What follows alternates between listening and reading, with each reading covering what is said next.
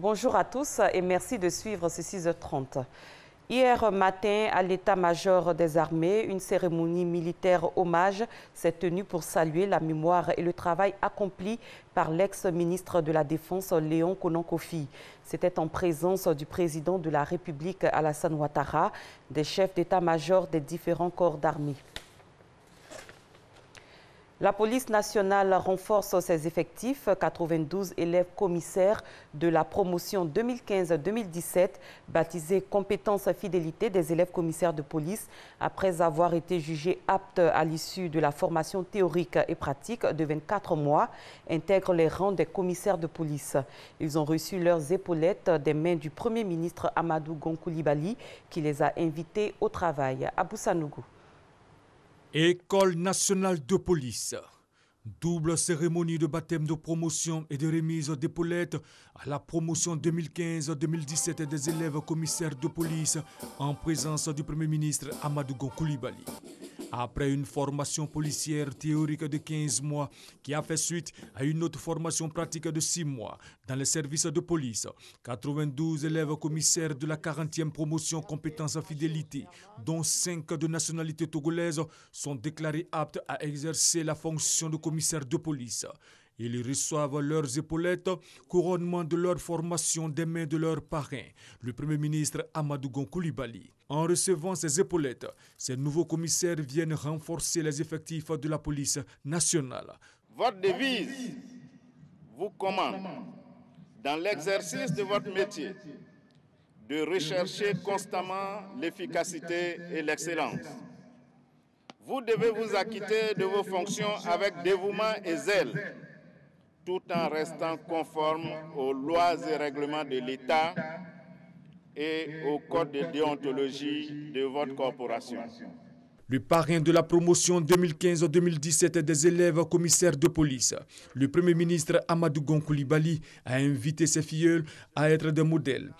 Chers filleuls, vous êtes désormais aptes, au prix de beaucoup d'efforts, à porter le grade de commissaire de police. Vous entrez ainsi dans ce métier que vous avez choisi pour être au service de l'État et de vos compatriotes. Votre mission est de lutter contre l'insécurité, de protéger la vie, d'assurer la tranquillité des citoyens, de défendre les libertés publiques. C'est une mission difficile, une mission à risque qui exige de l'abnégation, de l'intégrité, du courage et du dévouement. Vous devez mériter par votre travail et votre sens du devoir la confiance placée en vous par vos États respectifs. Ces 92 élèves commissaires sont issus pour les uns du concours externe et pour les autres du concours interne. Et ils ont débuté leur formation en mars 2015, date de leur entrée à l'École nationale de police. Rendons-nous au tribunal militaire. Le commissaire du gouvernement a eu 2 séances de travail. D'abord avec la Commission nationale des droits de l'homme de Côte d'Ivoire et ensuite avec un réseau de transporteurs du Burkina Faso. Lors de la première rencontre, il s'est agi d'établir un dialogue permanent entre le tribunal militaire et la Commission nationale des droits de l'homme. Et pour la seconde rencontre, il a été question de s'enquérir des entraves rencontrées par les transporteurs sur le réseau Abidjan-Ouagadougou. Abou Sanougou. Le tribunal militaire d'Abidjan et la Commission nationale des droits de l'homme de Côte d'Ivoire font le point de leur collaboration. Une rencontre pour débattre des questions pendantes devant le tribunal militaire et pour lesquelles parfois les populations saisissent la Commission nationale des droits de l'homme de Côte d'Ivoire dans le cadre du respect de leurs droits. Le procureur militaire, le colonel Ange Kessi Kwame, s'est aussi entretenu avec des transporteurs du Burkina Faso venus lui exposer un certain nombre de désagréments qu'ils rencontrent sur le réseau Abidjan-Ouagadougou ou Ouagadougou-Abidjan. C'est les raquettes, les faux frais, puisque si la destination Côte d'Ivoire n'est plus privilégiée, vous voyez qu'il y a un manque à gagner énorme. Et pour nous, en tant que transporteurs, il faut qu'on relève le défi. Le colonel Ange Kessi Kwame a d'abord salué la collaboration avec la Commission nationale des droits de l'homme de Côte d'Ivoire et a tenu à rappeler que la lutte contre le racket se poursuivra. Nous nous sommes entendus sur un calendrier de répression et de sensibilisation pour que l'armée soit celle-là qui est la bonne conduite et ne soit pas celle-là qui soit indexée pour les violations de l'homme. La deuxième rencontre s'est déroulée entre les routiers de Burkina Faso et le commissaire du gouvernement et son équipe. De la première destination, la Côte d'Ivoire a été relayée maintenant à la troisième destination, sans compter les rapports que font la Banque mondiale et les autres organisations de défense des droits de l'homme sur la perte inestimable que subit la Côte d'Ivoire du fait du racket. Désormais, la lutte contre le racket va s'étendre à leur chef. Nous voyons un gendarme sur la route, son chef sera traduit devant le tribunal militaire. Il faut que les responsables de ces forces de l'ordre sachent qu'ils ont une responsabilité dans la commission du racket de leurs éléments. Le racket fait perdre à la Côte d'Ivoire plus de 400 milliards de francs CFA, un phénomène qui porte un coup à l'économie du pays. Parlons immigration clandestine et retour volontaire. En Côte d'Ivoire, ils sont plus de 1279 à avoir déjà bénéficié d'un retour encadré par l'État. Mais une fois revenus, que faire d'eux? Quelle alternative pour une réinsertion? C'est le sens du lancement ce jeudi à Abidjan du Fonds fiduciaire de l'Union européenne. D'un montant de 1771 milliards, l'initiative entend appuyer le gouvernement ivoirien dans sa politique de retour volontaire et de réintégration durable des migrants dans le pays. Alexis Ouetraogo.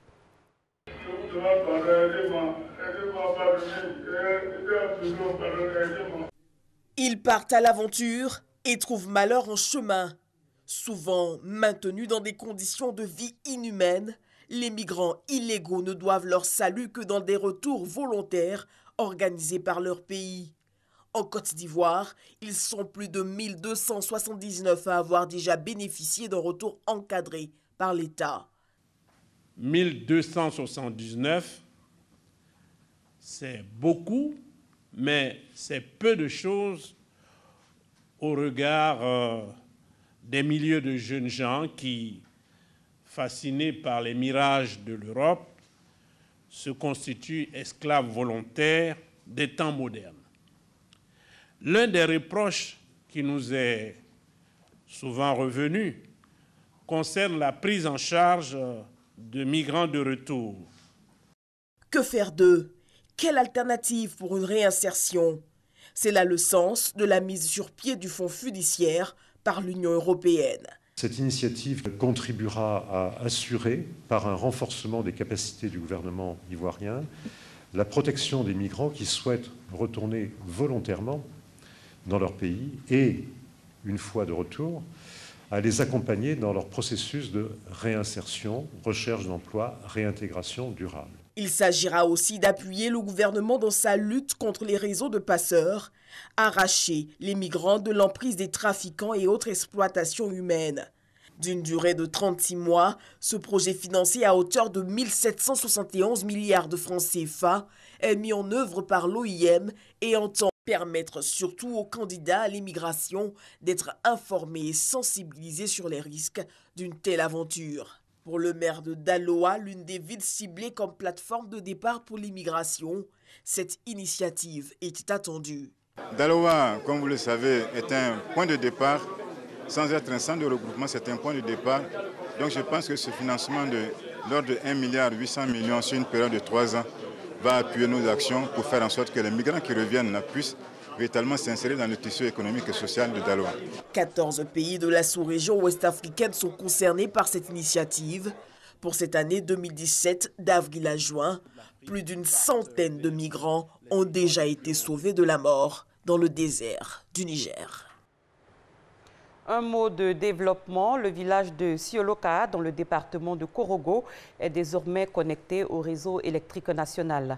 La mise sous tension s'est faite le week-end dernier en présence de plusieurs membres du gouvernement. Une cérémonie de mise sous tension transformée en cérémonie de reconnaissance au président de la République, Alassane Ouattara. Mamadou Kwasi. Situé dans la sous-préfecture de Napié, dans le département de Korogo, le village de Sioloka est désormais inscrit sur la carte des localités électrifiées de la Côte d'Ivoire. Une connexion au réseau électrique national qui annonce le développement de ce village de plus de 10 000 âmes. La cérémonie de mise sous tension a vu la participation de plusieurs membres du gouvernement, des cadres de la région et de milliers de populations venues des autres villages et hameaux de la sous-préfecture de Napié. Cette cérémonie a été également l'occasion pour ces populations de traduire leur reconnaissance au président de la République, Alassane Ouattara, pour ses nombreuses actions de développement engagées dans leur région.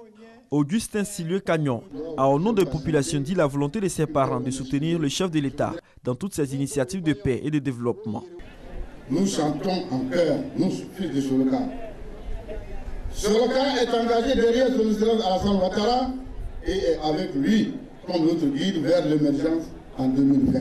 Car nous sommes animés d'une ferme détermination en ayant une foi solide à l'avenir de la Côte d'Ivoire. Parrain de la double cérémonie de mise sous tension de reconnaissance au chef de l'État, le ministre Pascal Kwaku Abina a au nom du Premier ministre Amadou Gon Coulibaly félicité la population de cette sous-préfecture pour leurs efforts dans la consolidation des valeurs de paix et de cohésion sociale. Il les a par ailleurs rassurés de la poursuite des projets de développement pour l'amélioration de leurs conditions de vie. Depuis son accession à la magistrature suprême de notre pays, le président de la République ne cesse de poser de remarquables et innombrables actions de développement qui ont amélioré considérablement les conditions de vie des populations vivant en Côte d'Ivoire. Je voudrais donc vous encourager à continuer de faire toujours confiance au président de la République, son Excellence Alassane Ouattara, au Premier ministre Amadou Gon Coulibaly et son gouvernement. Pascal Kwaku Abina a également exhorté la population à se mettre véritablement au travail pour le développement de la sous-préfecture. Après l'électricité, les populations de Siolo-Kahar comptent relever d'autres défis, notamment dans les domaines de la santé, de l'éducation et de l'autonomisation des jeunes et des femmes, pour lutter efficacement contre la pauvreté. Dans le domaine de la santé, plus de 300 enfants de l'école primaire publique Magic System de Marcory à Numombo ont bénéficié des examens médicaux de santé visuelle. Une activité initiée par la Fondation Magic System et l'ONG Essilor. Objectif, permettre aux enfants d'avoir une bonne vision pour une réussite scolaire. David Soyo, Isaïou. Journée particulière pour Salomon, élève en classe de CM1 à l'école primaire publique Magic System à Marcory, à Numombo. Il est l'un des bénéficiaires des examens médicaux dénommés santé visuelle. Après un parcours de soins visuels complet, le jeune Salomon sort soulagé. Je suis très content d'avoir une paire de lunettes. Ça va me permettre de corriger les mots quand je voudrais écrire. Plus de 300 enfants de cette école ont bénéficié des soins ophtalmologiques et si nécessaire d'une paire de lunettes correctrices. Ça va me permettre d'avoir la bonne note en classe. Quand en mes leçons tableau, je ne vois pas bien. J'ai reçu dans le je vais le voir. L'initiative de la Fondation Magic System et de l'ONG Essilor vise à corriger la vision des élèves. C'est une très belle initiative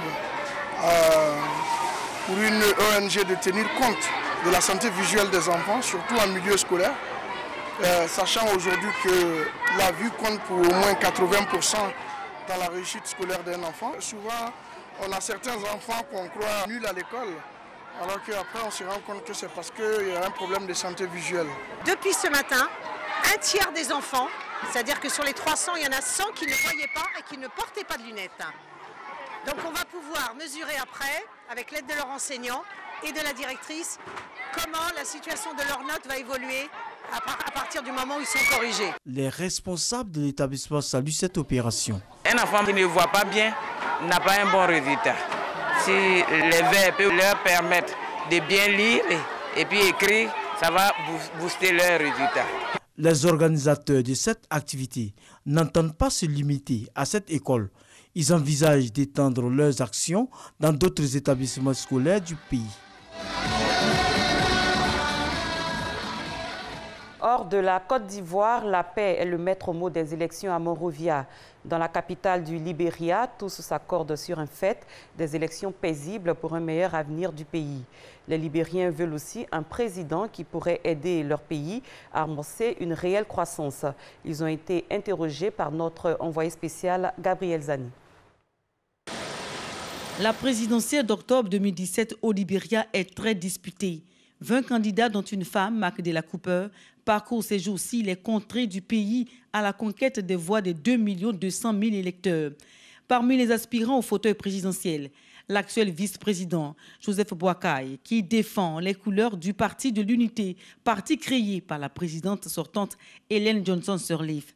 Dans la course à la présidentielle, il est face, entre autres, à la légende du football africain George Weah. Le candidat de la coalition pour le changement démocratique est aussi sénateur de Monrovia depuis 2014. Alexander Comex, cet homme d'affaires, est aussi de la partie. C'est lui le chef du parti du Congrès national alternatif du Libéria, ANC. Après 20 ans de carrière en tant qu'administrateur en chef d'une grande firme internationale, l'homme est investi également dans le secteur bancaire. Un quatrième favori est à présenter. Il s'agit de Charles Bromskin. Cet avocat libérien est le chef du Parti de la Liberté et a déjà été candidat à la présidentielle de 2005 face à l'actuelle présidente.